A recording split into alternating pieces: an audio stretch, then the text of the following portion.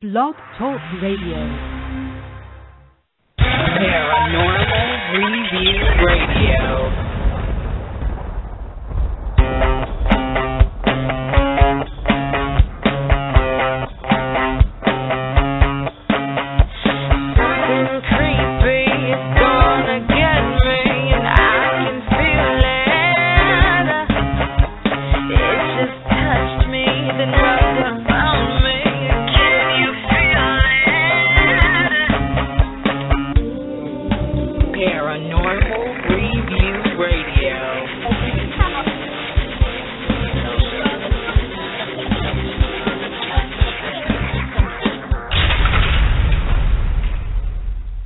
Hello and welcome, everyone. It is Friday night, and you're listening to Paranormal Review Radio, the only radio show without commercials and with more great paranormal talk. Hey, thanks for joining us tonight. I'm Anthony Agati in New York. And I'm Lucy Liebfried in Chicago. Are you ready for another Paranormal Friday night? Thank you all for joining us tonight. We welcome all of our regular listeners and those of you who have tuned in for the very first time. Now, if you have a question about the topic tonight, feel free to ask us in the chat room or call into the show at 661-244-9831. Please press the number 1 so that we know that you want to speak to us. Don't forget, you can always send us an email with future topics that you'd like to see on the show, or maybe you have a story or theory that you want to share with us on air. Our new email address is paranormal.review@aol.com. We also have our own YouTube channel where you can watch all of our previous shows. And don't forget to check us out on our Facebook show page for more information on the paranormal and upcoming shows. In today's world, there's an ever-increasing interest in the paranormal among both religious and non-religious alike. The interest seems strongest in those without deep religious convictions, perhaps because our secularist society leaves many people longing for something to believe in that is greater than themselves. But in recent decades, a growing number of devout Christians also have developed an interest in the unexplained phenomena we hear about on an almost daily basis. Many Christians have very pronounced feelings about such matters, some believing wholeheartedly in the validity of paranormal phenomena, others feeling just as strongly that all such claims are bogus and that even the investigation of such matters is evil. Whichever side of the fence you stand on, or whatever faith you believe in, you cannot turn your head to the interconnection between religion and the paranormal. Tonight, Lucy and I will tackle these topics and unveil some of the history and deeply rooted rituals and experiences we all know about, but we never discuss openly. Tonight's discussion will be educational and not meant to convince, sway, or brainwash our listeners. You know, Aristotle once said, "It is the mark of an educated mind to be able to entertain a thought without accepting it."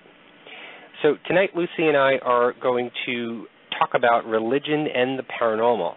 Now, originally, we were going to have Noah Tysick as our guest tonight, the infamous and intellectual Professor Noah Tysick on, but unfortunately, just a short time ago, he had to cancel on the show because of some family matters that he had to attend to.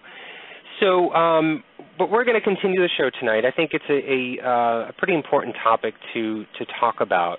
And, you know, I don't know about you, Lucy, but when I was doing some research on this, sometimes what I like to do is just see if there's any past shows, either documentaries or radio programs, that may have tackled this topic, sort of pairing up religion and paranormal, and I guess bringing up some of the questions that people not dare to bring up.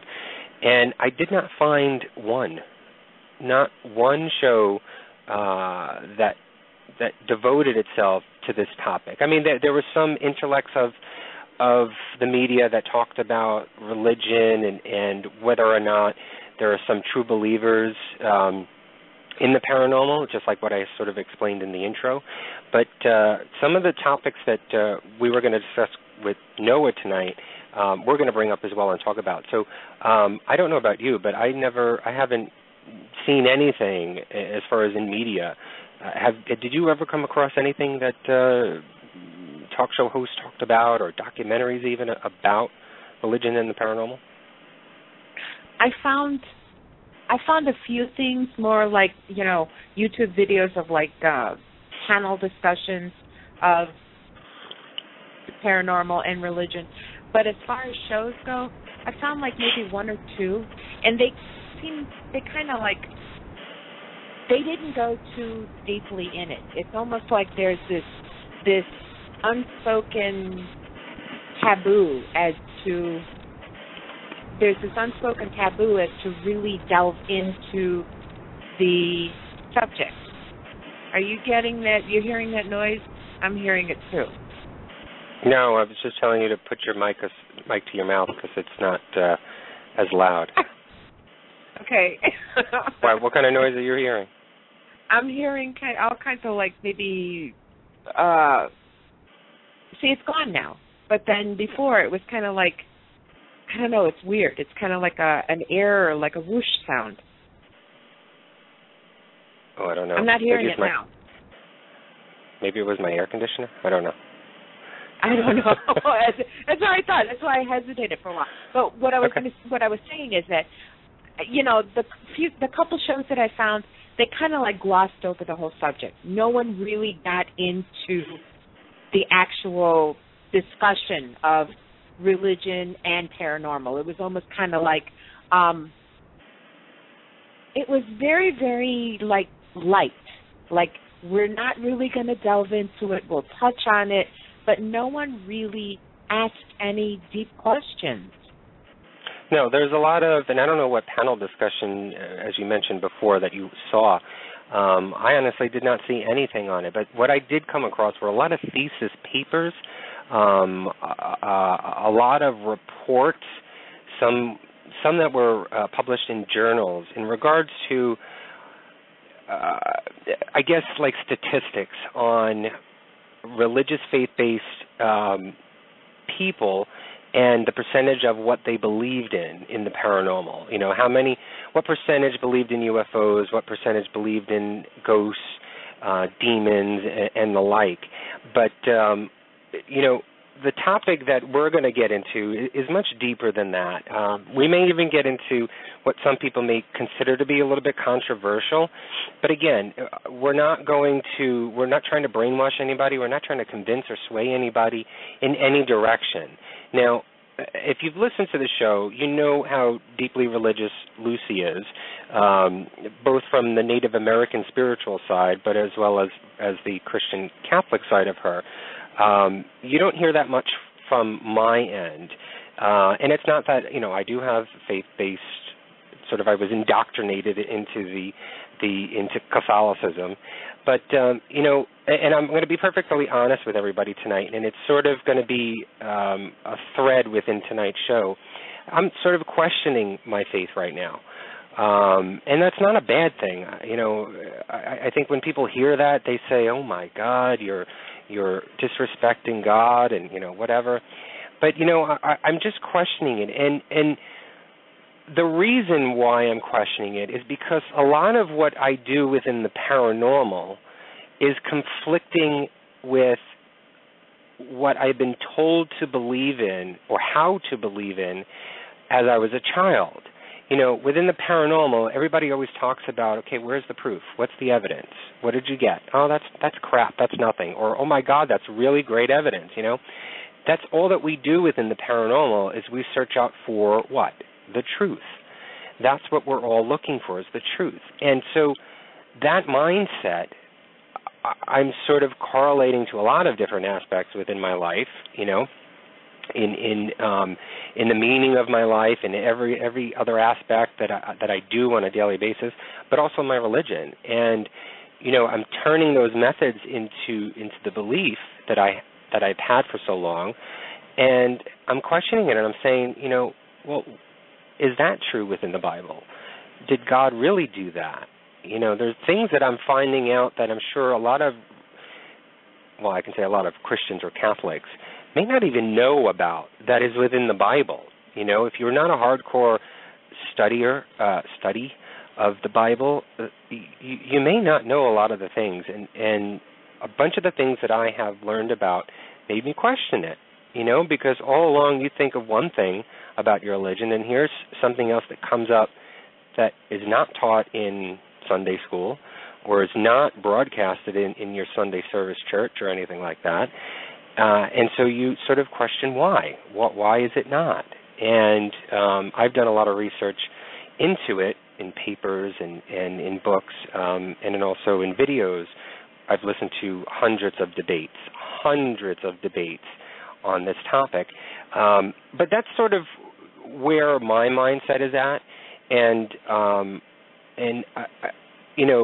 I have not tried to convince Lucy of anything. I've not tried to sway her away from her belief or her religion, or what she feels deep within her as a faith-based aspiration of what she wants to be or what she is worshiping. And so I don't know if you felt or have started to feel the same way when doing some of the research within the religion and paranormal for tonight's show. Did you ever come across anything that sort of made you question anything about your religion?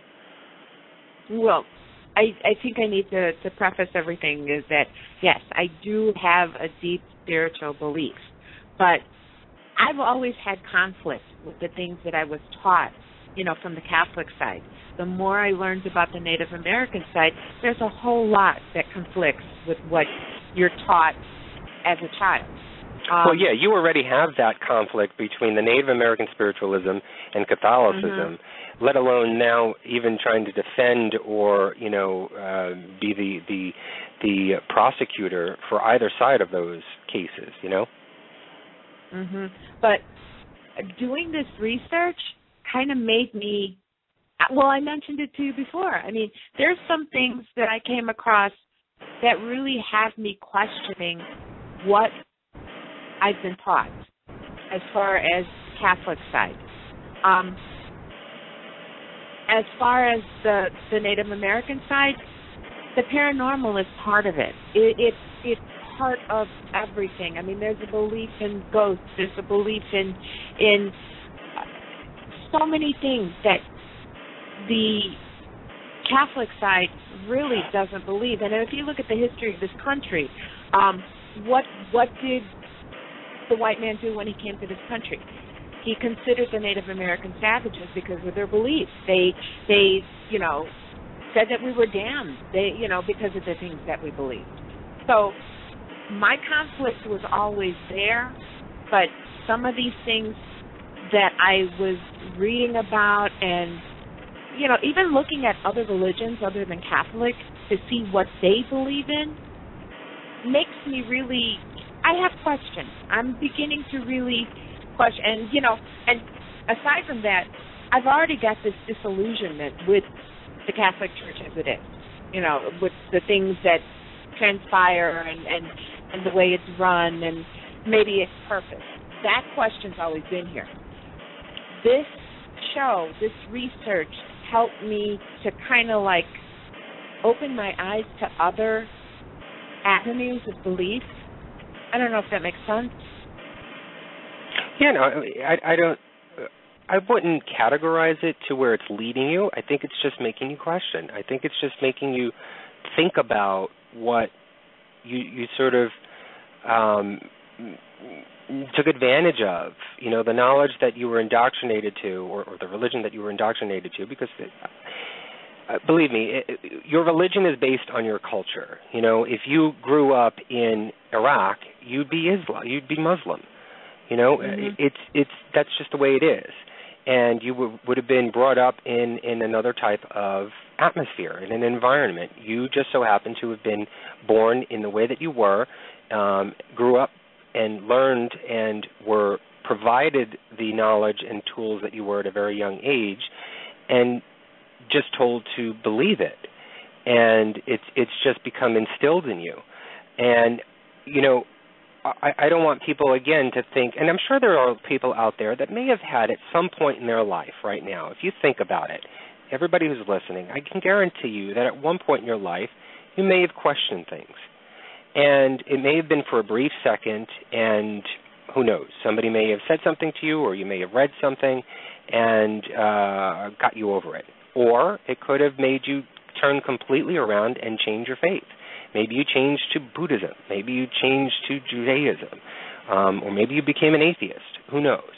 But I can guarantee you at some point everybody goes through that, not midlife crisis, but you go through that sort of questioning period of why am I really believing in it? What is it? Why is it so believable? Or you may question a specific thing within your faith-based religion. And so it's healthy to do that. We all preach that within the paranormal, to question things all the time because you want to try and find the truth. And so it's healthy to do. We are natural human beings. That's what we are born to do, is to find out things. You are inquisitive-natured people. That's what you do. And so why hold back? Don't hold back when it comes to religion. It could only strengthen you even further if that's the way it leads you, but it could also possibly change your direction and either make you a happier person if that's the way that your life is leading you to be. But I wanted to get into some of the areas that we originally were going to talk with Noah about tonight that I thought were really interesting to keep the conversation going. And we're going to welcome everyone out there who's listening live tonight to call into the show. The number is 661-244-9831. That's 661-244-9831. We welcome any caller to call in with either maybe you've questioned things, maybe you have a theory within paranormal and religion as we go along and start to discuss some of the topics. But we welcome everyone to join in on the conversation tonight. We certainly want to leave the floor open and not just hear from Lucy and I tonight. But it sort of conjured up this idea that, or this thought that I had originally, was that, as I was saying before, we are all inquisitive within the paranormal. That's why you're listening tonight. We're all either heavily involved in the paranormal field or slightly interested in just learning about things. So you're on either side of that spectrum, but at some level, you're within the paranormal. 95%, I'd say. I mean, it's not a true statistic, but I'd say 95% of everybody within the paranormal has a faith-based religion, believe in some God that has either been indoctrinated since you were born or has transferred over later on in life. But I think 95% of people, and I think most of them possibly could be Catholicism or Christian-based. So if your religion already explains the afterlife, why do you think people within the paranormal still search for a truth or still search for an answer? You know, if you believe in the Bible, let's just take Christianity. If you believe in the Bible already explains about the afterlife and what happens to you, to your soul. Why do you feel, or why do you think people are still searching for the truth? Is that, in a way, disrespecting your religion? Is that, in a way, sort of questioning your religion in some sort of level? I don't think it's disrespecting. I think maybe it going back to what you're saying, I think it's questioning. We're, as paranormal investigators, we're searching for the answers as to what happens after we die. That's pretty much basically what we're doing. But yet in the paranormal, there are things that happen that are unexplained. If you take it and you look at religion, you look at what you've been taught, there are things that are unexplained also. But yet, if it's coming from a religious side, it seems to get more credence. It's more, it's more acceptance. If it's on the paranormal side, there's a lot more doubt. There's a lot more chances are they'll discount it. Well, that's a different topic, but the idea that many faith-based religions, or let's just for argument's sake, just because Lucy and I both have knowledge of it, Catholicism, okay, and Christianity. I don't want to say all, but most Christians will say that any delving into the spiritual arts or investigating within the paranormal conjures up evil, conjures up demons. That's basically who you are dealing with, because you are not dealing with good spirits. You are not dealing with your dearly departed grandmother or your loving husband or wife. You are not dealing with them. Who you are dealing with when you walk into a haunted location as a paranormal investigator, you're dealing with evil, because all the other good souls have gone on to heaven. They are not here. That is the Christian faith. That is religion, and what it is mandating is what is happening. So if a Christian is a paranormal investigator and they are out there investigating a haunted location and saying they've spoken to the spirit of a young woman who passed away 50 years ago, how could they believe that but yet still have faith in their religion, is my question.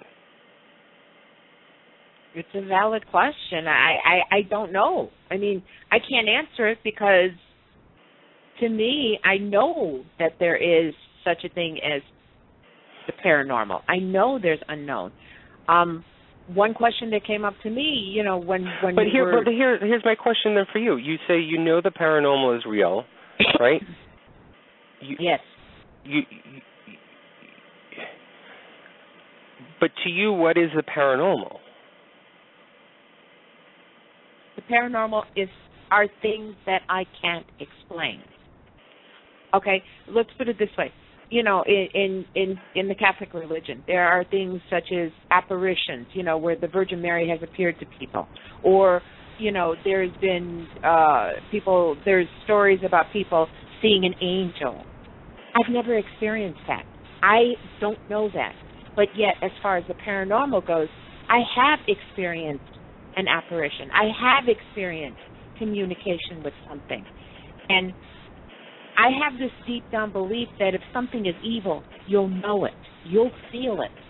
And there have been instances where we've come across something dark. And yes, I believe that this is negative. But I've also come across things that don't feel evil, that aren't evil, in my opinion. But is that then going against your religion?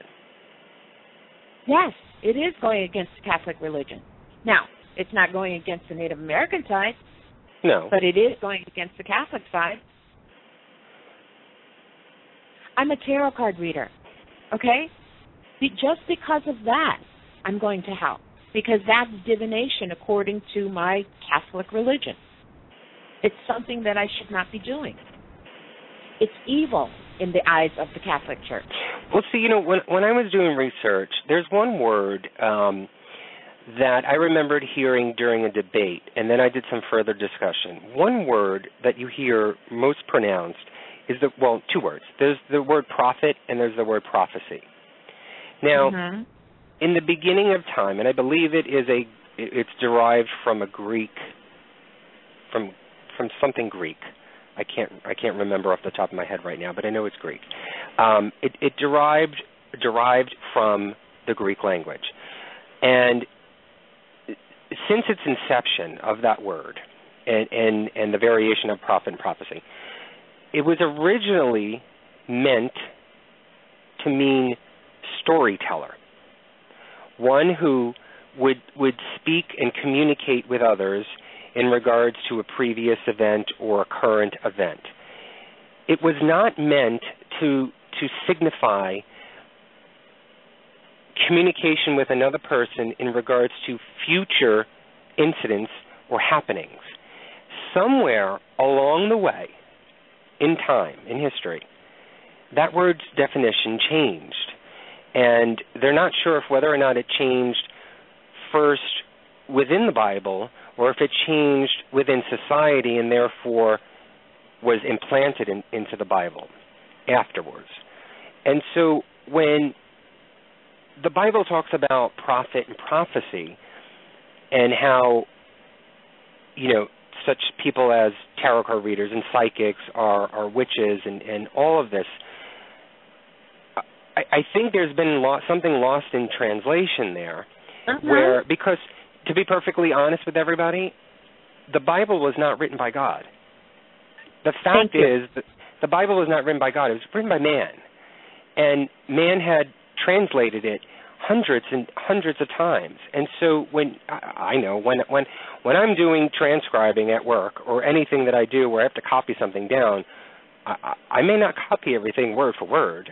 I may fill in some things. I can guarantee you that has happened along the way. So many words may have been, their meanings may have changed, or they may have been used in a different way. And so that could possibly have changed the entire verse or phrase within the Bible to mean something. And so I'm not, and this still goes along with paranormal and religion, the word prophet and prophecy, how it changed from being just a storyteller to someone who is sort of being a witch, someone who is evil according to the Bible. That in itself sort of intrigued me enough to look further into it, and that was actually the one area which sparked the idea to do not a debate, but a discussion on the show tonight about religion and the paranormal and how interconnected they are, and how we as people within the paranormal understand both. How do we fully understand both? My conflict is, how could you be a true follower of Christ and Christianity and still be a paranormal investigator? That's my question to everybody. Well, okay, you brought up the fact that, see, here's where the big question came up for me. And, this is my own opinion. I'm not trying to push this on anybody. I really do question the Bible. I mean, it's a compilation of man's stories. Yes, it's supposed to be their interpretation of God's word, but it is still a compilation of man's stories. So part of me is questioning whether or not this actually is the word of God, like you said, or it's somebody's interpretation of what they think. It is, and I'm not tending to actually go down this road and debate whether or not the validity of religion or Catholicism, because I'm sure that would be one big heated debate. But it still conjures up that question of how can someone believe in a religion when your religion is mandating, if you believe in your religion wholeheartedly and it explains to you what happens after death, how can you still be a paranormal investigator claiming to search for the truth? And no Roman Catholic Church or no diocese, no section of any church at all is questioning that. I think they are questioning it, but I also, to answer your question, I don't think you can be a true follower of a religion if your religion teaches that it tells you everything about the afterlife. So if you're a true believer, you believe that. That is what you're given. That's what you are supposed to believe. The fact that you're going to investigate, to see what's happening, to make contact, is completely against what your religion teaches. So no, I don't think you can be a Christian and be a paranormal investigator. And I know that sounds kind of weird, but this is in my head. These are the things that I'm questioning. I mean, I see people who advertise themselves as Christian psychics.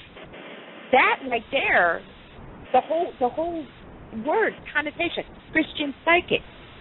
If you truly believe what the Christian religion teaches, you can't be a Christian psychic.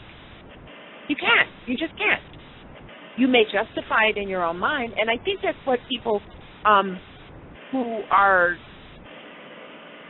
staunch believers in whatever religion they are, I think they're justifying their own actions to what they're modifying the belief, but it's not literally being taught. Right. They're interpreting the Bible or their holy book in a way that justifies the means for their actions. And so if everybody says the Bible can be interpreted in any way, and if you go to one Christian and ask them what does this mean, and you go to the next, another Christian and ask them what does that same thing mean, you'll get two different answers or a variation of one answer.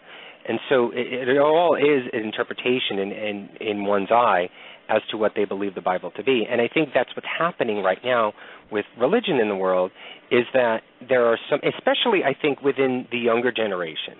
I think the younger generation right now is because I'd say kids who were born maybe around 1990, they would be 24 years of age right now. I think that generation, since they grew up with paranormal shows on television and more science entertainment shows and media publications, that this younger generation is mixing science and paranormal and spirituality and religion together and forming a new religion, a new belief. But I think most of them are tending more towards the paranormal than they are of religious belief. I know that there are facts that I've gone over just for tonight's show that shows that religion is declining in followers. It's almost coming off the grid, and paranormal is spiking up. Now, if that has anything to do with media and television and movies, I don't know. Some people are blaming it on that, but I think people in general are starting to question things a lot more, and I think that idea of finding the truth is prevalent more in everyone's mind, and they are attacking that or using that to apply it to every facet of their life, including religion. So I'm interested in the fact that I think society as a whole, the world, I think, is changing. And I think that may be one of the reasons why we're seeing a lot of conflict in the world right now. And, I'd hate to say it, but a lot of it, the root of a lot of this conflict and issues is religion. There's a lot of things that are going on in the world right now. If you go to the root and the heart of it all, it's religion. And I think not just because people are asserting which one's better, but I think also, too, people are conflicted within their own. And there isn't that stronghold like you had maybe 50 or 60 years ago. That's my opinion. I'm not saying truth. That's just my opinion. You know what? I don't know if it's exactly, when we say religion, to me that it's not so much the belief in the higher power. I think it's the belief in what that particular church, I think the trappings, I think the organization, I think that's what these young people are kind of like rebelling against. I can only talk for the Catholic Church, but I know a lot of young people who really question the whole, the rituals but yet, they look at, let's say they have an interest in let's say, Wicca or witchcraft or something like that. When you look at that, there's still ritual involved. I mean, what's the difference between a ritual in witchcraft or voodoo as opposed to ritual within the Catholic Church? they're both rituals. They're both a set way of doing something. If I do this, then I am either communicating or I'm asking for something to happen. Yeah, well, we talked about it when we had Corvus Nocturnamon from the Church of Satan. Mm-hmm. They negated the Catholic Church and the Christian Church and mocked it in sort of a way and created their own Church of Satan. But when you start to read into what the Church of Satan followers and worshipers do, there are rituals. They do have garb and they dress up. They do meet, maybe not every Sunday, but they do meet and they come together and they do these rituals. They have a set of rules. They have a set of things that you can and cannot do. It's the same, but it's different. It's creating an order, but not creating an order to your to the society's whole as a satisfaction. It's creating an order for a small sector of people that want to believe in something else. But I think you need order in something where you're forming a group. If everybody is out there forming paranormal groups, you know that there are a set of rules out there that they set for each other. There are things that they say to their group that you can and cannot do. It's the same thing. I'm not saying that paranormal groups are quote-unquote religions, but I think, every order has to have some sort of rules and regulations and procedures to go by in order to successfully move on and increase in value and validity and possibly increase fellowship. So I get what you're saying, but I think there needs to still be those quote-unquote rituals and orders to protect themselves. I agree with that. I mean, when you're talking about an organization, there has to be some kind of structure, okay? But I think the questions that a lot of people are having, especially the young people, are maybe motive, maybe, I've heard it said over and over again. I've heard people say that they are disenchanted with the Catholic Church because of the money, because of the control, because of this. They never talk about the belief in the higher power. Their dissatisfaction is not coming from their, a belief in God or Jesus or anything like that. Their dissatisfaction is coming from the way things are run, the motive behind it. Right, but the church is what is basically running the show. The church officials in the Vatican are the ones that are controlling everything. That's who is mandating things. But, if you want to be a Christian, in my eyes, I don't believe it really says anywhere in the Bible that you need to go to church. The church was formed by man again. It was just a way to get people together, like-minded folks, just like paranormal groups, get people together to be in the presence of fellow worshipers and to strengthen your belief, your passion in a higher power. And so from my belief, I've always felt this way, that I don't believe you need to go to church to do that. If you have a faith, your faith is with God. You have a direct connection with God or with Jesus, or both, or whatever higher power you have. You have that connection with them, and so why do you need to go to church? And people have always said, "Oh, well, you're a heathen. You're a mockery of the religion. Why do you even believe in it? Just because I don't go to church." I think that's ridiculous. I think, those set of things I think are obnoxious in nature, and I think I understand the reasons why, because the church wants you to come together so that they can collect money and keep the faith going. It's the only way to do it, and to increase the fellowship so that they can broaden and globalize whatever it is that they want to do. Whether that's right or wrong is each and everyone's opinion, and only the Pope knows the true intentions of it all. But I personally don't believe it. I don't believe that at all. And I guess because since I've always felt that way, I've never, I don't know, I've never, even for Lent, when, you're not supposed to eat meat on the 4 or 5 Fridays, whatever it is, before Easter. I never believed in it.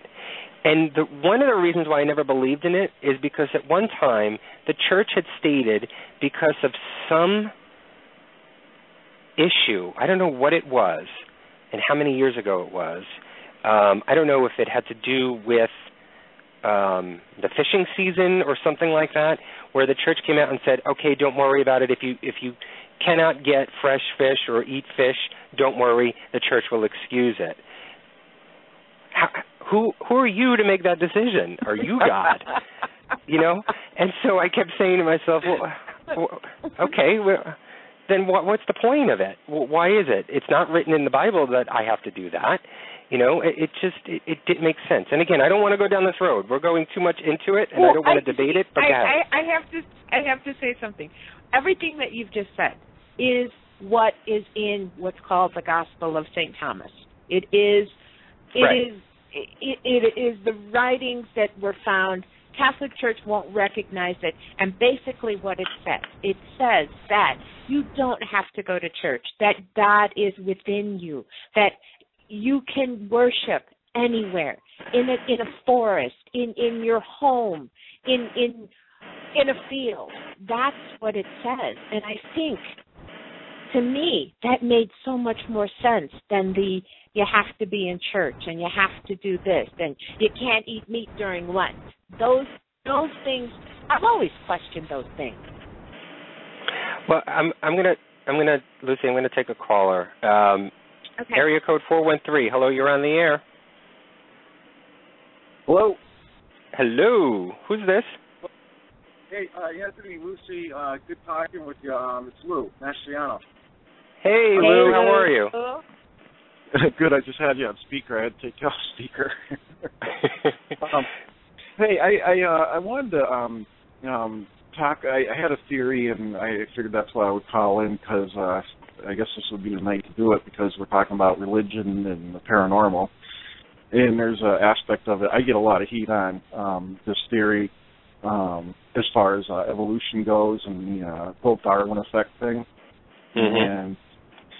And one of the things that I say it all the time, is I think he was part right. I think that we evolve, but it's not through evolution in respects, or in how Darwin explains it, that we evolve through coming in and out of the body. And I guess, you could call that reincarnation, but in my idea is your body is kind of like a computer, and your soul is a hard drive. Mm-hmm. So when you leave the body, you every time you come back into the body, in other words, it has to be, I guess you're as you go through life, you learn and you understand about it. And then when you leave this life, you go out, and then over a certain period of time, you come back into the body. But during that time, I guess the human condition evolves so that when the soul is ready to come back into the body, it's downloaded or inserted into a body that has a capability of handling the evolution of the soul. Do you get where I'm coming from? Yeah, I do. I've actually, there is, I can't remember it now. There's a theory that they call that something. It's not reincarnation. They called it something else that I remembered actually seeing on a video somewhere. And some people were talking about the Matrix and including the theory of that, and how reality, the whole debate was basically, what's your reality, and is reality real? And whether or not reality itself is something that is programmed, or the reality that you see in front of you is not reality. Reality is either made up of your inner consciousness, or reality is made up of some sort of higher energy, not a higher power or God, but some sort of higher universal energy. And they talked about how when your materialistic human form body dies, that you are absorbed into sort of this data bank. And people are probably laughing right now as I'm talking about it. But you're absorbed into this data bank where, again, like, your binary code number system going through. And then, like you said, once you've sort of, I guess, for lack of a better way of explaining it, maybe sort of debugging and putting the antivirus on it, cleaning you out, and being able to put you back on Earth into another materialistic human form to live again and live out another program of life. I've heard that, but they call it something else, and I cannot remember what they called it. It's inserting. I think what you're talking about there. That idea is inserting your consciousness into a divine consciousness, and then it's I've heard a turn on that also, but I think my twist is that it's kind of parallel to that in a way, I guess, but through your life and through the passage of life, those things that you learn the best. And if you learn them well, take them to heart. There's some, to say something and say, well, I know this, I know that, really doesn't mean much if you don't feel it. In other words, there are some people that go out and say, well, I'll give the church $10,000, but they don't get the meaning of that. You know what I mean? It's not like a heart thing. In other words, how you go out and you help somebody cross the street or something like that, and you just kind of feel inside you that feeling. Mm-hmm. Well, that's kind of what I'm talking about. So you might learn that, and you learn that well in this lifetime, but then when you take that with you, what you learned, you take that with you, and it's like burned into your soul. So even if it takes a whole lifetime to do that, you get another chance to come back, and that's where deja vu, in my theory, deja vu comes from. It's like a software. It's like a computer software system, and you're going from version 2.1 to 3.4. And then your next lifetime you're moving up to version 4.2. It's sort of upgrading yourself each time.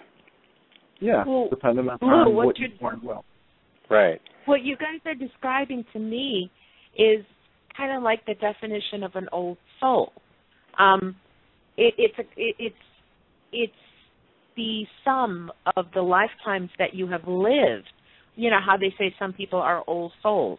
Well, everything that you've learned in your previous life or the things that you've done, these are the things that maybe you're dealing with now, or maybe there have been lessons that you've learned, or there might be lessons that you need to teach someone or something like that.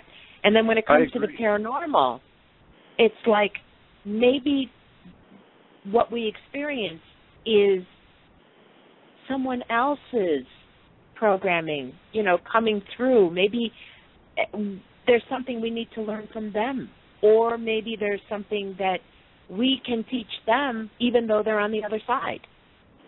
I think that's part of it. I think that's, in other words, if you're finding yourself in this lifetime seeking out in learning and trying to understand about the paranormal, it's because you've probably put yourself to that level, but not a level as far as boss and subordinate, a level as far as your life lessons. You now see things. Something happened.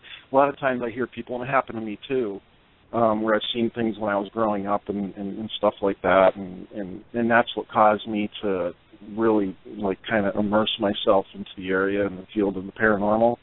And maybe that's part of it. That's part of the learning process. I think people that are interested in it now are interested because it's time for them to be interested and understand it. And you're right. I agree. Too.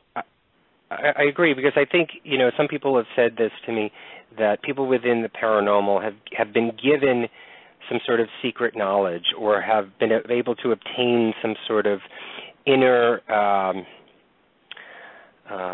what's that trading floor term? Insider info, of the afterlife and the beyond, and we're sort of the special people.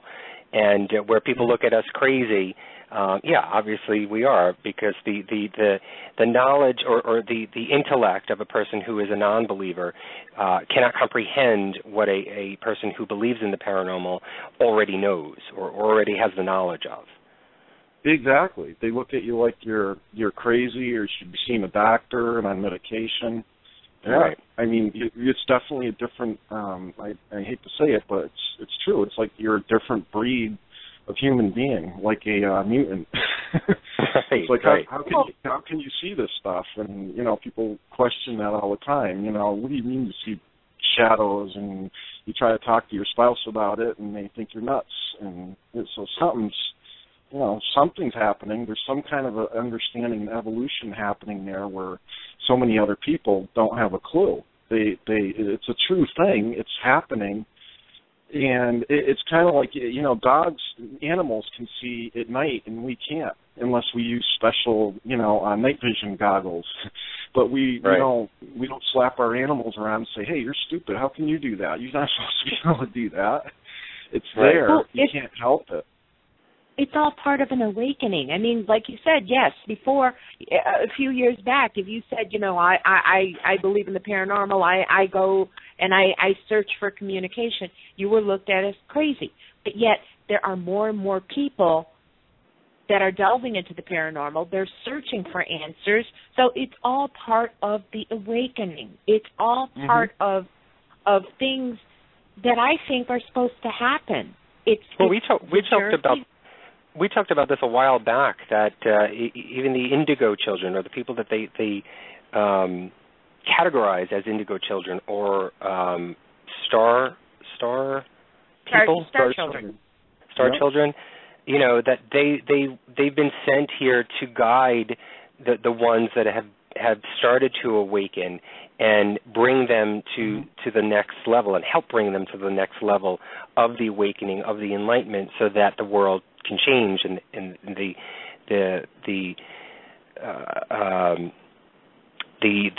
children that are brought down are expected, or that is their mission, and is their purpose, their sole purpose, SOUL purpose, to guide those that have awakened into this new era that we're supposedly going into. And did you ever realize this? I mean, seeing the year 2000, everybody's talking about the millennium change. Well, if you notice, look at all the reports of the UFO sightings there. I mean, there was a huge, in Mexico, but not just Mexico, all over the world, there was a huge bust-out of all these sightings and reportings.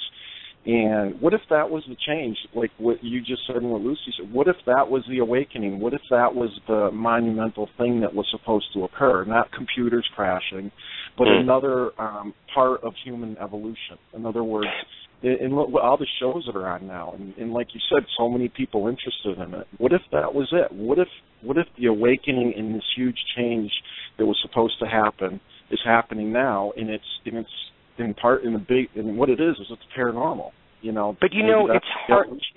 I agree with you, but you know what? It's hard to debate that statement to people who are non-believers, because the fight is always that, or if you say that statement to somebody, and whoever's on the other side of the table can always come back and say to you, well, technology has advanced so much within the last 20 years that societies are more able to be included in on and be able to view and see and hear things a lot more and quicker, at a quicker rate than they would have 30, 40, 50, 60 years ago.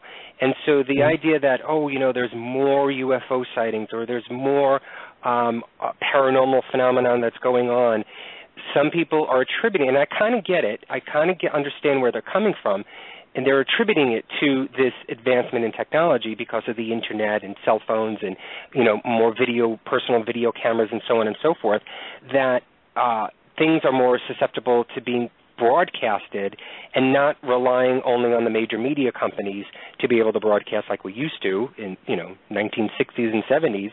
That's where we got most of our communication from, other than the telephone.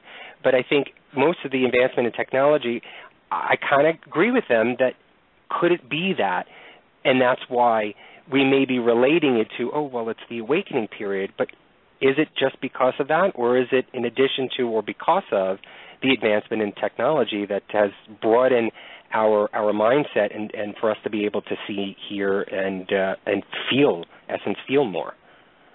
I think they're both intertwined. Mm-hmm. So why is it happening? Why are the advances happening? Why, I truly believe everything happens for a reason. If there is, as a human race, we are becoming more aware, technology-wise, science-wise, whatever. There is a reason why we are moving towards knowledge. We're moving towards understanding the things that we never understood before. I mean, if you look back in history, the religious beliefs were pretty much governed by what people knew. And, they were taught, okay, here's what's happened. This is what the higher power, the higher being is saying, and this is what you need to believe. Now we're at a point in our lives on Earth where we are learning. The technology, the science, everything is kind of coming together. But I think that goes back to what I was saying before about, if you're the generation that was born around 1990, you've grown up in an advanced media world and an advanced technological world where things are readily accessible to you. And so if you've been exposed to, my niece, who is 2 years old, has an iPad. I couldn't even fathom that in my day. We had a Simon or an Etch-a-Sketch, basically. Those things weren't available to us. And so she is, obviously, it's probably Disney or Dora the Explorer that's on her thing, but a lot more of media is gearing children of that age more to learning and possibly even questioning things. Some of it I don't get because I'm feeling though is now the generation, I hope nobody's offended by this, but I'm feeling though now some of the generation folks now, some of them, I'm not saying all of them, are feeling entitlement. And I think it's because of all of the knowledge that they've received, they feel entitled to know this or to have this or to do this. And I completely understand that because their knowledge has always been at their arm's reach, where we've had to actually go and drag our butts to the library and sit there for hours reading books and not have the lovely comfort of going on the internet and searching for hours everything. And so I think they've been, as a young age, been bombarded with all of this knowledge that they're learning a lot more of these things, and they're being exposed to a lot more different cultures and different ways of thinking, that they are naturally questioning more things and demanding more proof and demanding more evidence, which I think is a good thing. I think that's the way that the population and the way the world should be. But and I think that's why the paranormal goes the way that it goes. It's searching for the truth. And so I think turning that methodology onto religion and questioning your religion and what's the proof in it? What's the validity of it all? Should you, and again, I'll probably get emails, bad emails and bashed emails about this, but should you believe in something that's not real? Should you continue your life on something that is the only valid proof is because it's been written in a book? There's no other proof to explain it or to show it. Nothing within the Bible has been corroborated outside of the Bible in any historian books or collections. None of it has. And so the questioning of any religion is tearing folks away from that path and leading them down to, well, I may not believe in God, I may not believe in Jesus Christ, or I may not believe in Allah, but I believe in a higher power. I just don't know what it is. Maybe it's some sort of spiritualism. Maybe it's some sort of new developed scientific, spiritual, paranormal way, and that's what I was talking about, how they sort of are webbing these things together. But I wouldn't be surprised, Lou, I wouldn't be surprised in 50 years from now that there could possibly be this new faith that people are believing in. What if I were to tell you it's not about well, in my understanding, it's not about beliefs. It's about understanding and learning. I mean, belief is a word I was in the military, and I had training in the fields of propaganda and how to, and the terms used in brainwashing and all that kind of stuff. I went through all that. And belief to me is a word that you're taught when you're a child growing up. Believe in the tooth fairy, believe in Santa Claus. You can believe whatever, excuse my language, but whatever the hell you want to believe. But what do you know? What do you know? I mean, I believe in God, I believe in this, I believe in that. But I mean, okay, well, if we talk about faith or belief, then you got to know this. You got to know that you can't take something and get something out of nothing. So we were put here, we were created. So where does personal experience fall into all this? A lot of faith is based on,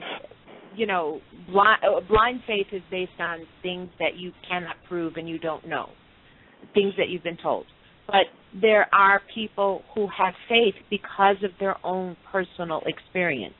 And that can also go to the paranormal. What you believe in the paranormal comes from a lot of your personal experience. You should have the faith to know that we were put here to learn our way, to follow our path, and to understand it. And I have that faith. I have that faith that I'm walking here on this planet because someone, somehow, somewhere, whatever. I'm not going to say I believe anything, but I'm going to just say that I have the faith that I'm here for a purpose. And I have the faith that as I'm walking down my path and for that purpose, that I'm going to be provided in some way, some form, somehow, the way or the strength and the ability to be able to do it and to learn while I'm walking that path and try to understand it. And if my time is taken in this time, in this body, then it's because maybe I'm at the end of my path and at the end of my road, and I need to go somewhere else and learn something else. But I just don't follow my road or follow my path based on belief. If I did that, then I think that, and this is for me. I'm not saying for everybody else, but to me, to go to church is just not a good thing for me. I mean, I used to study different faiths years ago. I went to several different faiths, several different churches to learn about them because I was curious. Why do you hang a church? Why don't I forget? Oh my God, tongue tight now. But there's one religion that they don't hang a cross on the wall. And I asked them, I says, well, how come you don't put a crucifix on the wall? I know the Catholic religion does it, several others do.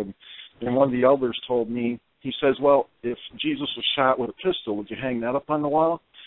And, he was right in a way and he was wrong in another way because, I was looking for an intelligent answer to my question. And because, this whole thing about idols and idol worship and everything else, that's confusing as hell to me. You're not supposed to worship idols yet. You got crosses hanging up on the wall and this and that. So I was kind of curious. I went, well, it seems kind of cool because I'm understanding this, and now this guy's going to give me an intelligent answer, maybe something I did want to hear about the idol worship and all that. I just wanted to hear their reasoning behind it, but of course I got that for an answer. But Lou, can I ask you a question? Yeah.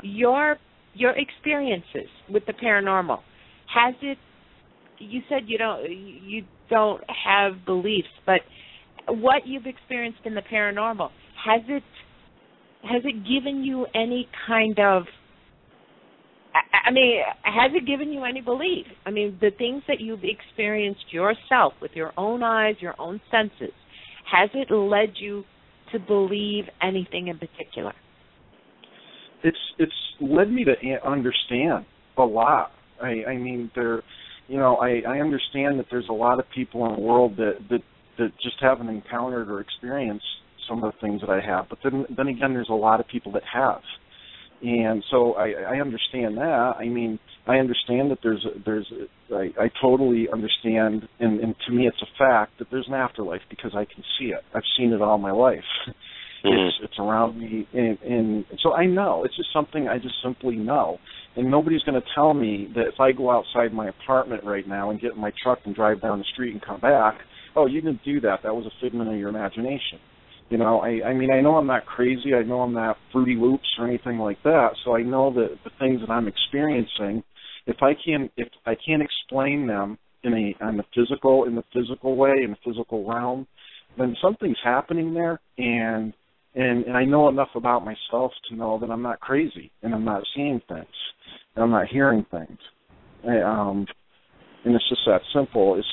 Lucy, I'm trying to answer your question in the best way that I can. All I can say is I know what I've seen, and I know what I've encountered. So it's no longer about belief for me in that way. Okay. I know, and nobody's going to tell me, do you believe in the paranormal? I'm going to say, no, I don't believe in the paranormal. I know in the paranormal because I've encountered it. I've witnessed it. So it's no longer about belief to me. It's about knowing.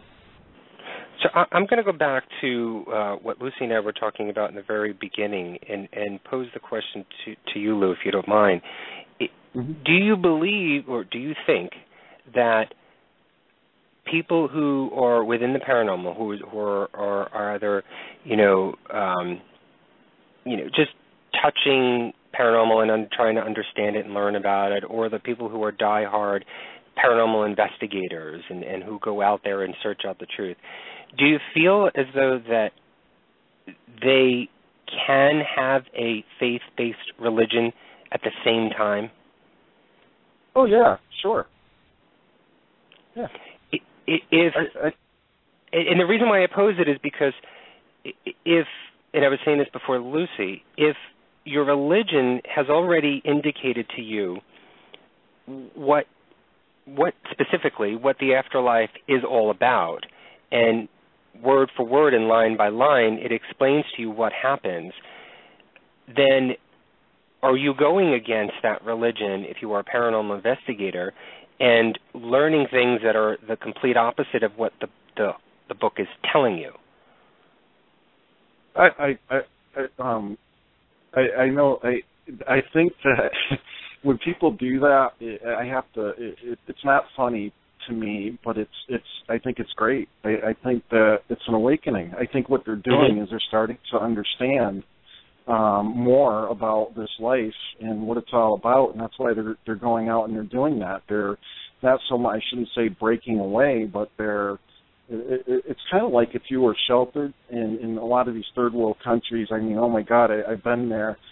I've seen what happens, and these children, the way they're raised and they're brought up, and they're so sheltered. It's like a terrorist. What happened, all those years ago with that. I mean, they don't know any different. They only know what they're told, and they go out and they do these things that are against humanity because they haven't broken away and learned for themselves. And that goes back to what I was saying about progress and evolution in the soul and in the body. Right. None of these religions, I don't think I've found one that actually stays to the truth of what was spoken originally. That we're all supposed to think of each other as brothers and sisters, care about one another as if they are your own children, and look out for each other. And today, not that it's bad, it's not like doomsday scenario. I think time is only relevant to us in this state that we're in. I think there's all different. Well, it's in quantum physics. I think we got a ways to go before we can actually prove it. But right. I think that it's there. But again, I just think that we're all here to learn, and we're all here to understand, and that's just about the sum of life to me. And I just totally lost my train of thought. I got so much I want to say and put out there to you guys, and it's like, oh my God, it's like blah blah blah blah blah blah blah. I can't put it all into one or two paragraphs. Well, we appreciate you calling in, Lou. I mean, we're probably going to get into we've got about 15 minutes left in the show. Wow. Oh, my God. It's almost over an hour already we've been talking about this. I know. We're going to get into some other areas, but I'm going to let you go, and then if you're still listening to the show, if there's if you want to chime in again, be more than welcome to call back in if you'd like, Lou. Yeah, I'd just like to say one last thing. I think that the time that we're living in right now is beautiful. It's incredible, the things that are happening to us. We've been honored and privileged to be put in this place at this time, and we should be grateful for that. And everything that's happening now with technology and everything else, we should be grateful. We shouldn't always turn towards the negative. We should try to find the good, and there's a lot of good out there too. So it's just a point I wanted to make. No, absolutely. Don't take advantage of things. Really, really take it for what it's worth and enjoy the moment as it comes. Yep. Thank you guys very much for taking my call. I really appreciate it. And again, I appreciate talking with you guys. You guys are awesome. Thank you. Appreciate you calling in. Lou. Have a great night. Take care. You too. Have a good weekend. Alrighty. Bye-bye. There's... I love that he said that. Because I've said that before. How many times have I said, I'm so excited to be alive at this moment because there is something happening.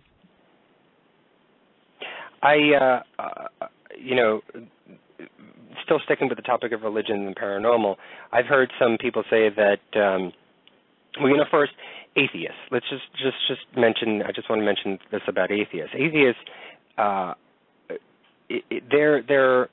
their whole doctrine, not doctrine, I don't even want to say that, but their belief system is the rejection of a God. It does not mean that God does not exist.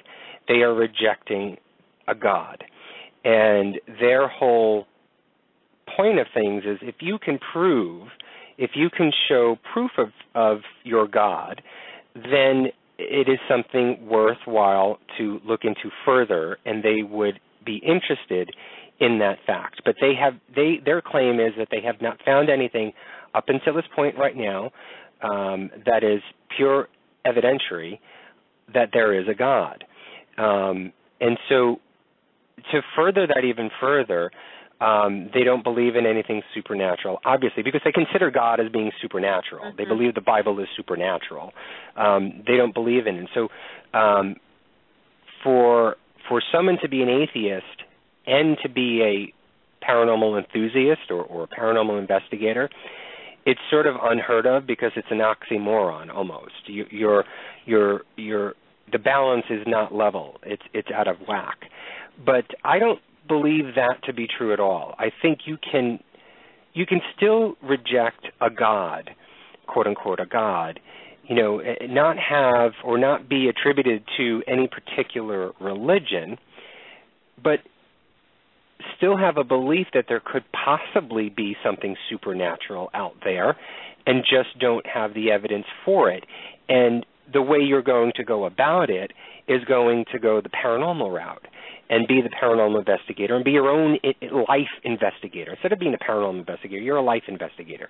You're investigating the meanings of life and what it means to live and die, to be a human being and to then move on, whether that is your soul, that is your energy, that is some program, software, whatever it is that you in big letters, Y-O-U, are, then that's your mode of finding an answer. So a lot of people laugh who are atheists. They laugh at the fact that for the folks who are atheists and a paranormal investigator or belief in the paranormal field or know it all within the paranormal, they scoff at that. And I find that disturbing. I find that's sort of, they say that they're open-minded, but that's being closed-minded, pure blank, point blank. That's being closed-minded completely. But don't atheists believe that this is it? This is the yes. Your life is the sum total of it. So in order to be a paranormal investigator, goes completely against that. I mean, yes, but again, well, like I was saying, they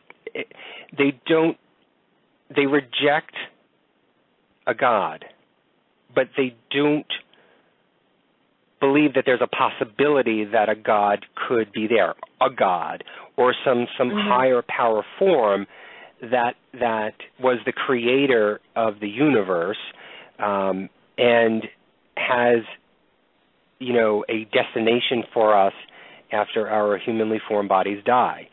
They just ask for proof of that. They ask for evidence of that. They ask for a means of validating, I'm not saying the right words, but a means of validating that perception or that belief. Okay. So and that's what I'm saying. Their whole supposed idea is that they are open-minded to the fact of that. But it's funny how they laugh at the fact that people are atheists but also are paranormal enthusiasts. So their thing is they are just rejecting the higher power, not the things that can happen. But here's the thing. I think you're confusing. If you're a paranormal investigator, you don't have to be a believer in the paranormal. You can be a paranormal investigator and still be a skeptic. I know that there's many people out there that are like that. Because nothing has been proven to them as of yet. I'm sure that if you and I were to go back in time, minus any of the personal experiences that you've had within the paranormal in your life, if you were to go back in time for the first time that you were going out to investigate, if nothing has ever happened to you, you could, how could you say that you are a believer in the paranormal if nothing to you has been evidentiary at that point or up until this far as a paranormal investigator?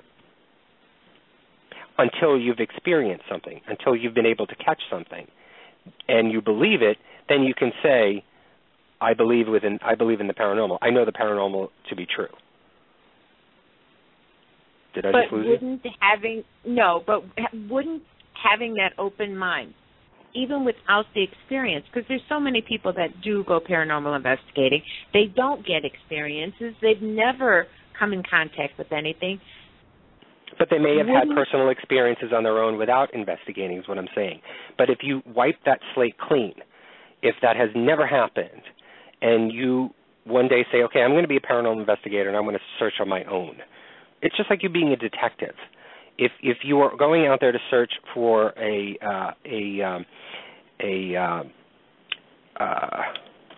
culprit of a murder, if you have not received any evidence to lead you to a possible suspect, how can you say that you've either solved it or are on the road to solving it if you have not received anything? It's a case that's cold. There's nothing there.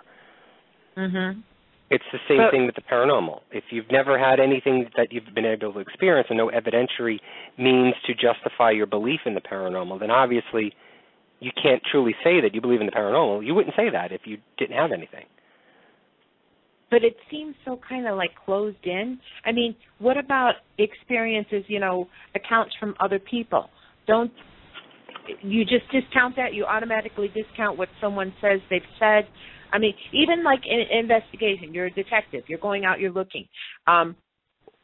There's MOs for certain kind of killers, serial killers. Does a judge or does a detective believe everything everybody else says? It's always admitted as hearsay, correct? Right. But how do I put this? In order to find the answer, in order to find the killer, there is profilers. You go through and you start looking at other things that have happened.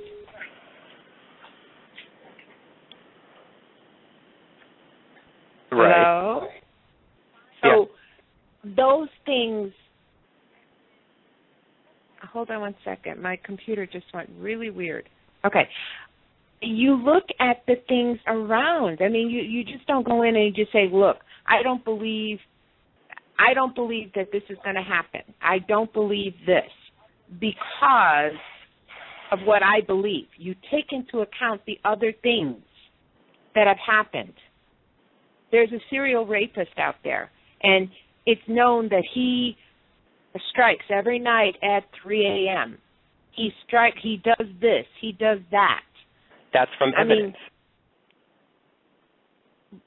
You're basing that upon the evidence that you've received. So with the paranormal, how can they say, no, I don't believe, but yet there is other accounts, there's people that there are things that kind of point towards it? Why? Because it's being received by others.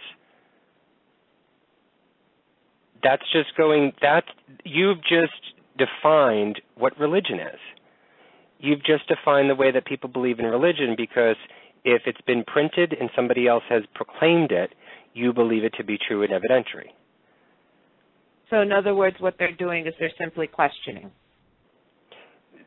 They have to, if you're a paranormal investigator, you can still be a skeptic and be a paranormal investigator, because you may not have received any evidence to sway your decision in whether or not the paranormal exists. Until you receive the evidence that makes it completely confident in you to say, I believe in the paranormal, then that's when you can say that you believe in the paranormal. But until you receive that evidence, you are a skeptic. So both religion and the paranormal are based off of personal experience. No, because it's different. You don't learn the paranormal ever. When you're born. Religion is something that you've been indoctrinated into, and so it's been programmed within you ever since you've been born. The paranormal hasn't. It's never been that way. For me, it was. The Native American side, yes. We believe that there are spirits. We believe that our ancestors are with them. We believe that's a form of religion. That's a form of spiritualism. That's not paranormal. Yes, there's essence of paranormal in every religion, but that's not paranormal. That's still religion. It's still a religion-based faith. It's still spiritualism. I think the problem that I'm having is separating the two. I mean, I think that, to me, they're so tied together. I mean, I look at the stories in the Bible, okay, even with UFOs, with things like this. The story of Elijah, who was brought up into heaven, literally. He didn't die. He was taken up into heaven in flames and smoke. Couldn't that have been an alien abduction? That's what there are interpreters for, and your interpretation of it could be that way. A die-hard Christian will say, no, that is the Holy Spirit. That is the power of God bringing him up. That is the angels and the spirits guiding him through. That's what die-hard, Christians say. But to you and I who know about the paranormal, and who you may not think you're questioning your faith, but if you believe that, you are questioning your faith, because your interpretation of that verse to you in this day and age right now means a UFO.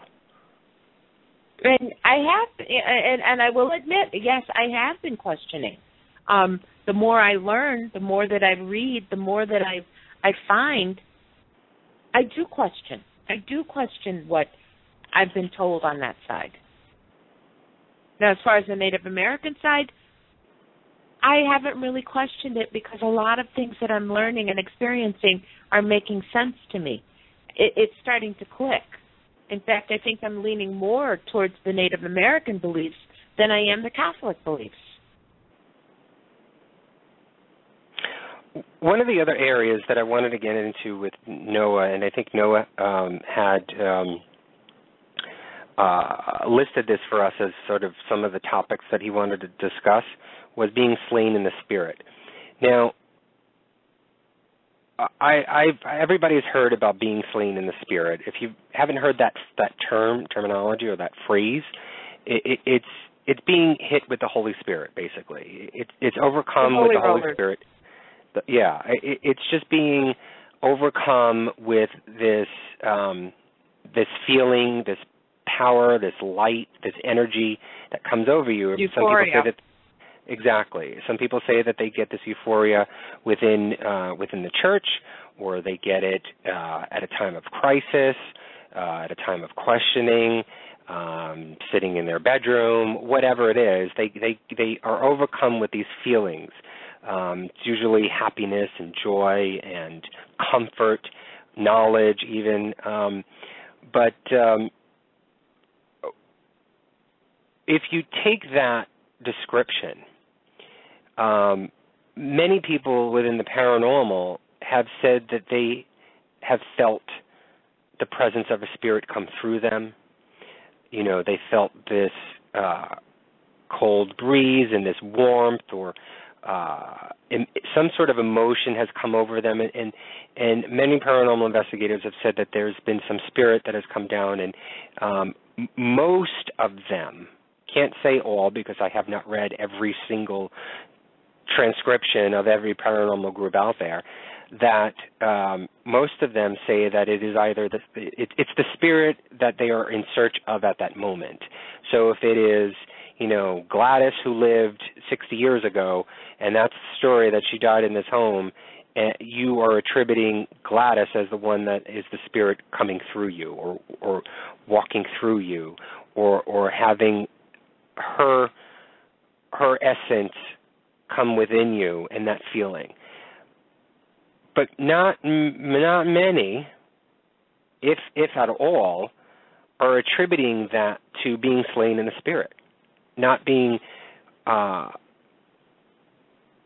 guess, interconnected with their religious faith-based statements, saying that that feeling is basically the Holy Spirit coming over you, that is of God, and that is the holiness within Christianity, Catholicism, whatever. And so my question is, should we be thinking it is, and not going against the faith and saying that it is Gladys and her spirit that has come over? Should we think that it is the Holy Spirit? Or even, I'm sorry, wait, or even though to you and I the word demonic may sound evil, and so when people say, oh, you know, I felt this, there must have been this demonic presence or entity come through me, because why would a good ghost come through me? It would have to be something demonic or evil to try and take my soul, or try and take over my body to come through and possess me. Many people attribute it to some sort of demonic process. But in the Bible, that's being slain in the spirit. And so many people are conflicted in contributing that experience to not being of the Holy Spirit, to being of something either of Gladys's spirit, quote-unquote Gladys's spirit, or something demonic. Should we be referring it to the Holy Spirit? Well, if you look at it from the religious point of view, it's religious ecstasy. So when you're religious in a paranormal, that's what it's called. If you're in a paranormal situation and you feel like a spirit coming through you, isn't that a form of mediumship? Isn't that what the definition of being a medium is? No, not really. Not really. Channeling something? I mean, mediumship is not necessarily channeling. It's communication. It's feeling. Yes, okay. It is feeling, but it's a different. It's as though somebody. It's like you in human form right now, alive, walking up to someone and pressing play on your recorder and letting somebody listen to your entire life from when you were born till now. Whereas channeling is not the recorder, but you actually stepping inside a body, being able to let that person know your life story firsthand. Okay. So, to me, in my head, to this slain in the spirit, I've never seen it. I've never experienced it. And to automatically say that if, a spirit is evil, well, that's the teachings of the religion. But aren't they both the same? Aren't they both a form of possession? It all depends on the degree. And again, I'm guessing because I don't know 100% of the paranormal. These are only educated guesses based on the knowledge that I have thus far in life in the paranormal. No, I don't think it is possession. And what I'm talking about, maybe I don't know if I can explain it differently, but what I'm talking about is when people say that they have, and you've had this happen, where you've felt a cold breeze, or you felt a hand touching you, or something of that nature, and automatically, and I think you had said this when we were in Villiscak's murder house, that you felt the child's, you interpreted it as the child's hand touching you or grabbing your arm or something like that, and you felt the connection and the feelings. To someone who's a diehard religious fanatic, for lack of a better word, to them, that is not that child's ghost. That is the Holy Spirit trying to make you understand that it is God that is reaching out to you and communicating, and there is no spirit because all spirits go to heaven and all bad spirits go to hell. There is no earthbound ghosts according to Christianity. See, I have a problem with that. I know, and that's what I'm saying. That's why I'm bringing it up, because nobody asserts that experience as being touched by the Holy Spirit. Mm-hmm.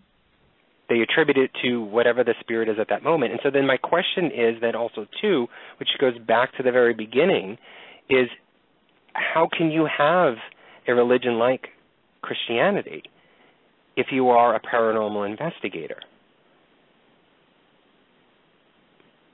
I still say you can't. I still say that you have to. You can't. Because if you literally follow your teachings, then everything you do as far as being a paranormal investigator is against that. So therefore, in my mind, you can't be a diehard Christian. You can have a belief in a higher power. You can believe in God. You can believe in whatever, higher power you have. But to be, and it's almost like you have to make a choice. Am I going to question and I'm going to search for something else other than what I've been taught? Or am I going to say, no, I'm not going to deal with the paranormal, and I'm going to follow the teachings of my church? I don't think there's an either or. And what I'm trying to get at is when I say the question, can you still be a Christian and be a paranormal investigator? On paper and in black and white, yes, you can be. But in your heart, no, because to be a Christian, you need to be a true believer of Christianity. You need to be a believer and to have faith in the Bible and in the Word of God and in the life of Jesus Christ. That is what it means to be of the faith. And to be a paranormal investigator, you are, in essence, trying to find answers on your own. You're not necessarily disrespecting or going against your faith. You're trying to find answers. But as we all know, the church frowns upon that. They frown upon people who question the faith. And if you are questioning the faith by being a paranormal investigator, then I think that's a good thing, number one, because you're trying to find an answer for yourself. Why live in a... Again, I'm going to get hate mail for this. Why live in a fairy tale world, if that's what you believe?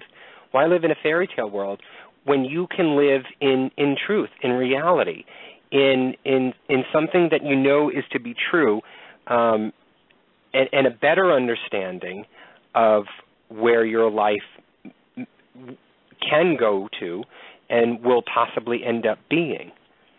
Why only believe in a religion that you must believe in 100%, or else you are going to hell? Right. I agree with you on that. I totally agree with you on that.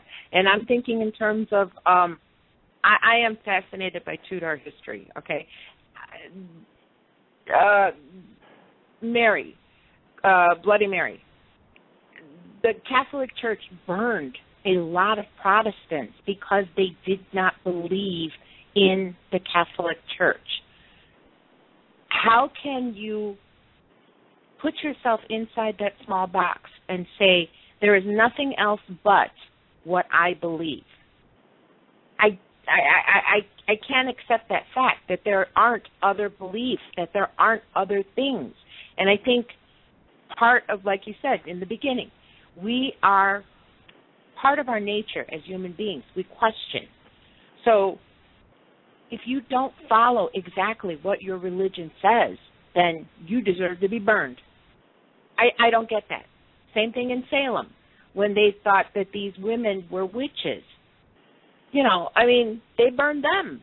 So if you don't believe what your church believes, you're wrong. You are evil. And I can't accept that. You know, again, I don't want to go down this road because this is a huge, highly delicate debate, and we could be on the air for hours on end. But like I said before, to be a true follower of Christianity, you must believe in everything in the Bible. And I am questioning things because one in particular piece of information that I found out from the Bible is that God had enforced and obliged slavery. There's instructions in the Bible on how to enslave people. Mm-hmm. And it is something that was mandated by God that you must have. And it even goes down to the rules on how you can an enslaved person can leave you, and only how they can leave you, and one of which is by death.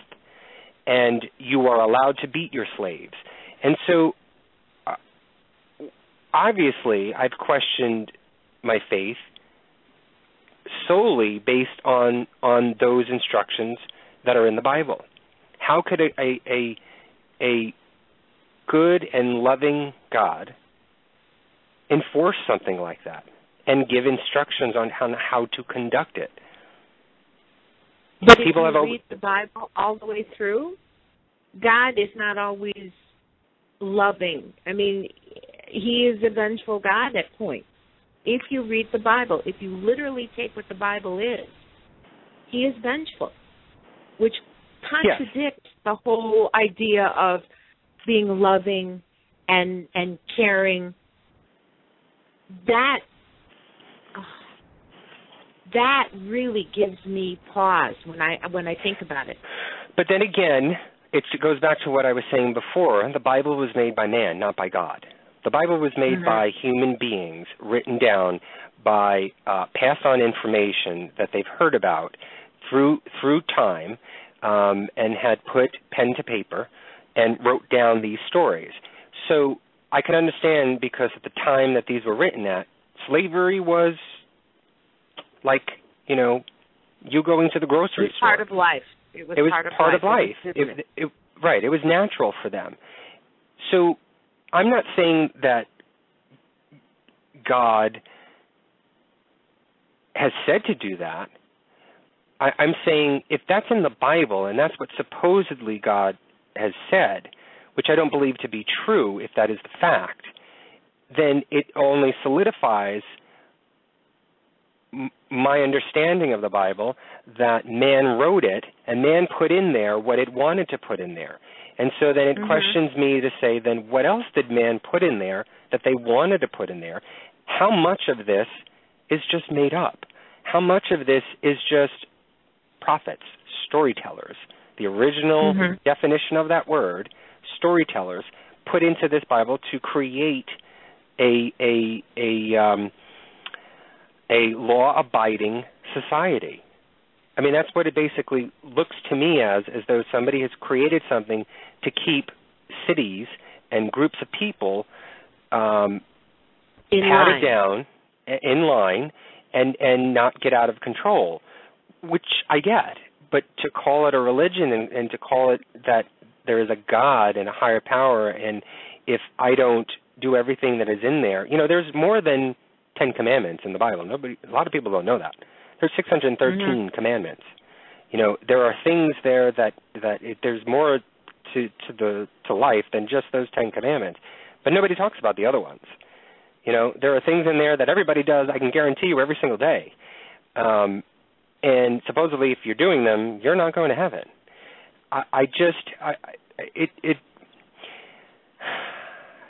It doesn't.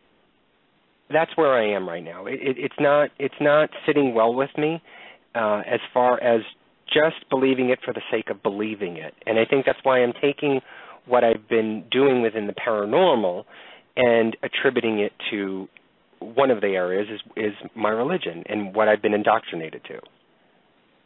I've been there quite a while. I've been where you're at for quite a while, where I question a lot. I've never understood why there has to be so many versions of the Bible. When you talk to somebody about Bible quotes, well, what version is this? Well, wait a minute, did King James decide all of a sudden that here's my version? Here's my interpretation. Again, to me, it is man's interpretation of what he claims to be God's word. That is my question, and I've always had that question. That question has come up to me. I've had that a long time. It's part of the reason why, as a Catholic, I don't really partake in a whole lot. I really don't partake in a lot of the rituals. If you look across the board, I mean, there are different religions that don't understand how we can claim that the communion wafer is the body and blood of Christ. That is the Catholic belief. But yet if you go to some other, if you look at a different religion, they don't believe that. I mean, and if you truly, truly believe in your religion, this is the body and blood of Christ, is that not a supernatural occurrence? That this communion wafer has miraculously changed into the body and blood of Christ? Those are questions that I've always had. I've always had them. I've never had the opportunity to put those questions out because growing up, I mean, you're Catholic, God forbid you start questioning and, you're evil. You're going to hell. Well, according to everything that I've been taught, I'm going to hell because I don't follow what's been taught to me because I've always questioned. I believe in a higher power. Yes, I do believe in a higher power. And I do believe that in energy. I do believe that energy continues. I do believe that once I leave this world, this plane, that my energy will continue. But see, that belief really corresponds with the Native American side of me. It makes sense in my heart. What I've learned from the Native American side resonates in my heart, and it resonates true.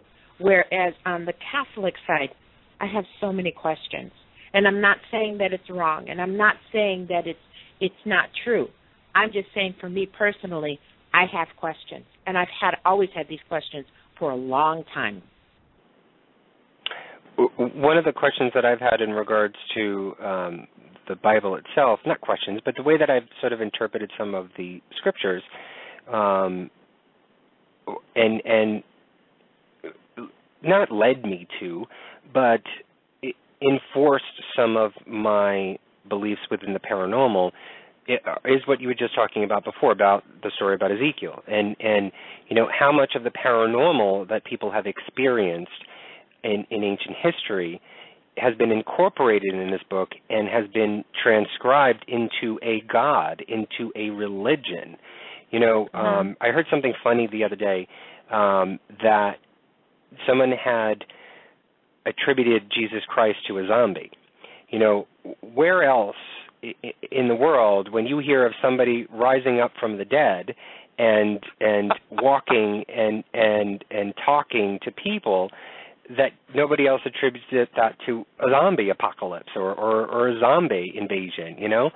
I just think that there are so many paranormal aspects within the Bible that, and again, from what I've learned also too within ancient history, is that people tended to attribute personality traits and characteristics, human characteristics of nature.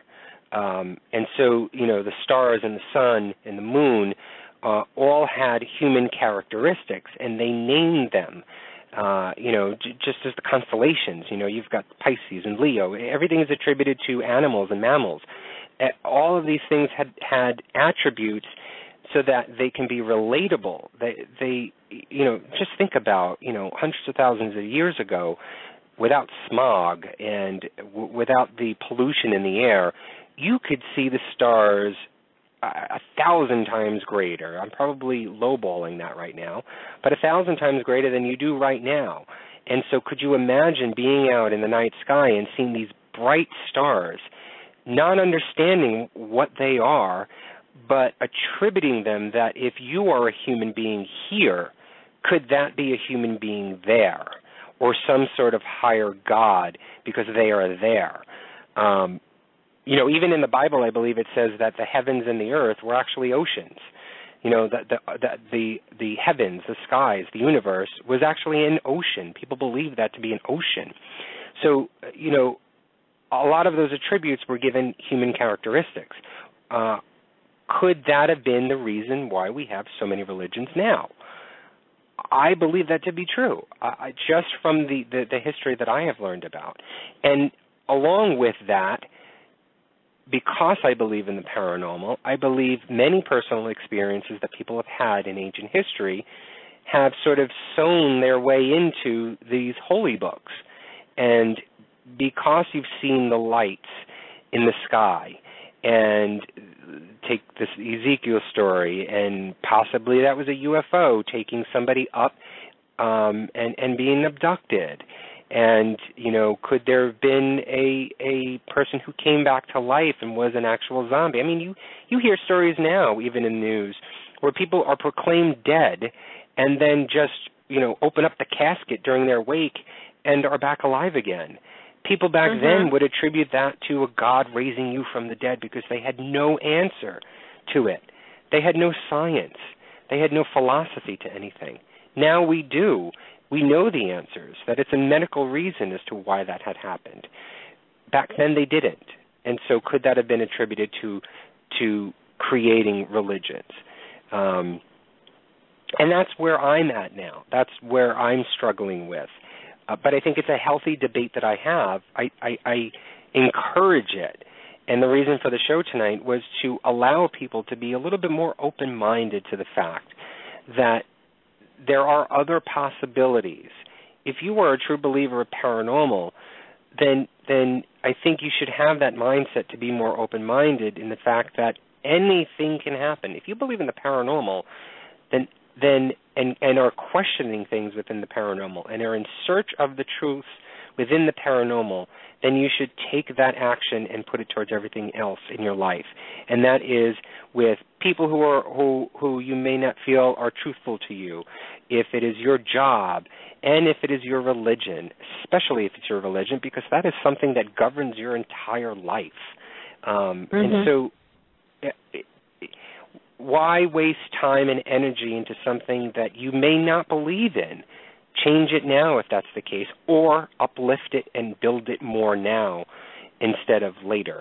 That way you can get a full benefit of with whichever path you take and possibly increase and encourage a more joyous life for yourself. Well, I think that's good. I like that. To me, I think you have to take your experiences. You have to take the things that you're experiencing and you're learning. And yes, you do have to apply it to all areas of your life. You go and you investigate and you make contact with something, and it should open up your mind to think. You just don't stop at that. You try to go a little bit further. Try to realize what it is. And I do acknowledge that there is good and evil in this world. Yes, I do. Oh my God, I do.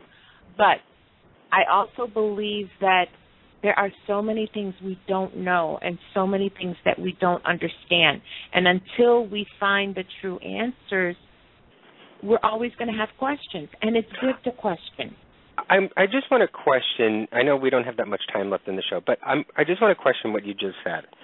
You said that you can honestly, you stress this very high, that you can honestly say that there is good and evil in this world. You believe yes. in good and evil, that there are demonic forces and that there are good spirits. I didn't say demonic. I said evil. I don't like evil. that deep word. Okay.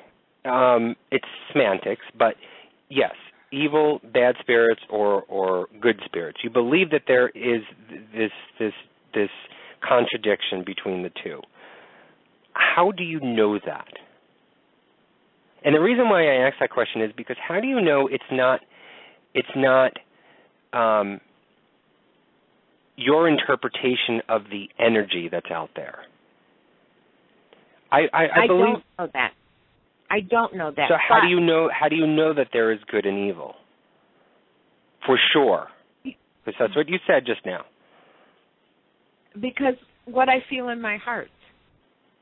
I can only go by what's in my heart. I don't want to start a debate with you, but that's not being a true paranormal investigator, because a true paranormal investigator demands evidence, demands the truth. Yes, I believe in having your own personal experiences, but as you've always said, you cannot bring that up as evidence. So if you can't bring it up as evidence for a debate, let's just say, or bring it up as evidence in a case of court, if somebody would bring you to court right now, you can't bring that up as evidence. So how I can can't you prove it? No, but it's sort of along the lines of a religious belief than more than a paranormal fact. And so how can you truly say that you know the difference between the two if you don't know everything about the paranormal, and these evil and good that you're categorizing could possibly be just energy that is affecting you or is being brought into you because of your own personal energy at that moment? That goes back to the point where religion and the paranormal are really more alike and intertwined than we realize. Because on the religious side, you can't bring it to court either. The same thing you can't bring the paranormal to. So what I'm feeling, if I'm feeling something dark, something negative, I can't prove it on paper. I've always said this, I can't prove it. I can only give you my own personal experience. Bad things happen sometimes, and you'll feel an energy around it. Why do people get scratched? Why do you get an EVP that tells you, that says die, or, if that was good, do you honestly think that you get an EVP that says die? No. No, but what I'm trying to say is it, because I mean, at this point, I'm even struggling with the idea that there are ghosts. The term ghost that we know ghosts to be. I cannot say 100% that ghosts and spirits exist. It could be of another form of some sort of universal energy that's out there that, when mixed with the energy that is contained within your body, things could possibly happen.